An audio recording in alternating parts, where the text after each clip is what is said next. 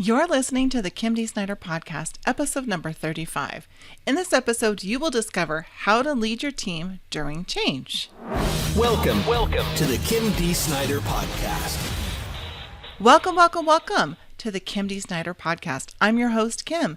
This is the podcast for executives and leaders who want to discover strategies to leverage expertise, mindset, and innovation for more success and joy. To get the show notes for this episode, please go to kimdsnyder.com/035. Thank you for spending time with me today. Let's get this party started.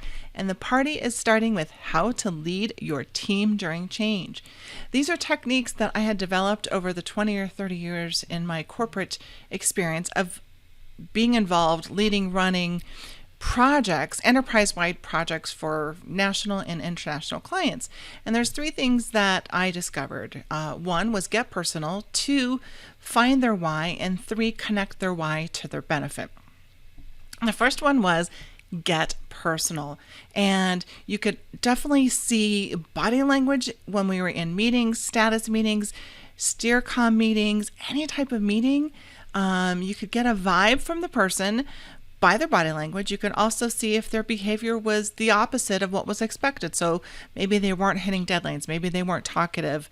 Whatever that meant for that person's behavior was a sign to me that they were not accepting that change, or the change wasn't coming easy. And so what I would do is connect with them personally. I'd walk over to their desk, walk over to their office or cubicle, have a little conversation, and then try to pull them away to that non-work area. So at least go down to the cafeteria, grab a coffee outside, go to lunch, walk around the building, anything away from their normal environment. And that seemed to put people at ease because there was nobody else around, kind of broke that rhythm for them. And it was actually showing that you cared and took that opportunity to come and talk to them. If you can't do that in person, then I would recommend that you have your next best stand-in do that personally. I guess the last resort would be, a video type call or a phone call. That's better than nothing. But that in person, I'm telling you, it just really seems to really help get the answers that you need. The second one is find out their why or their motivation. So you can reiterate what the why was for the organization doing the project or initiative or event, whatever that change event is, reiterate that, and then find out from them, or it might be rediscover from them, what their why is, what they want in that current role and why they're there. Do they want more money? Do they want more time? Are they looking for recognition and visibility?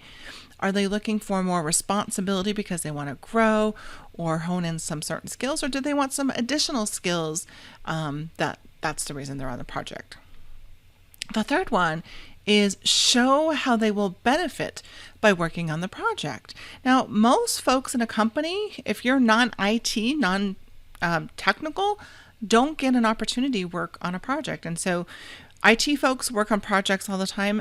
The other folks don't. And so that large enterprise project experience was fantastic. I could see a lot of people just get knowledge about the organization, how the organization ran, some of the business decisions that were being made for the specific applications.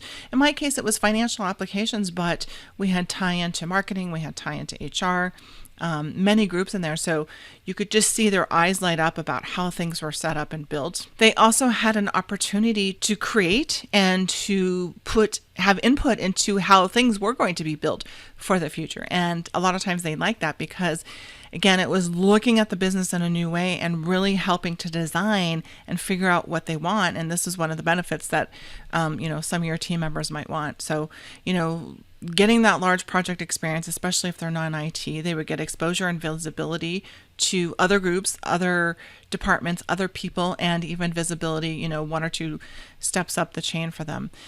They would understand the business. And then another way that I saw, and I had to use this one often, was they would get new skills. And a lot of times those skills were marketable, and those skills would be marketable either within their company or with, external to the company. And so it could be a new way of thinking, a new methodology, a new software, a new approach. Any of those skills that they're learning, they would help them internally.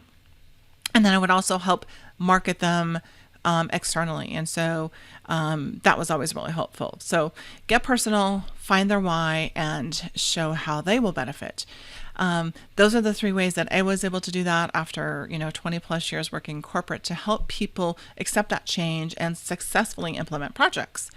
The 3 action items I have for this podcast are: number 1, you or your team reach out to the individual personally and have that one-on-one meeting and get a pulse how they're doing. The second one is discover the individual why. And you're going to take that individual why and do step 3, which is link that why to the change or the event and show them how it's a win-win for them and the organization. To get the show notes for this episode, please go to kimdsnyder.com/035. Thank you for listening to this episode, How to Lead Your Team During Change. Please leave a review on iTunes and share with a friend or colleague that could also benefit by going to kimdsnyder.com/iTunes. See you in the next episode.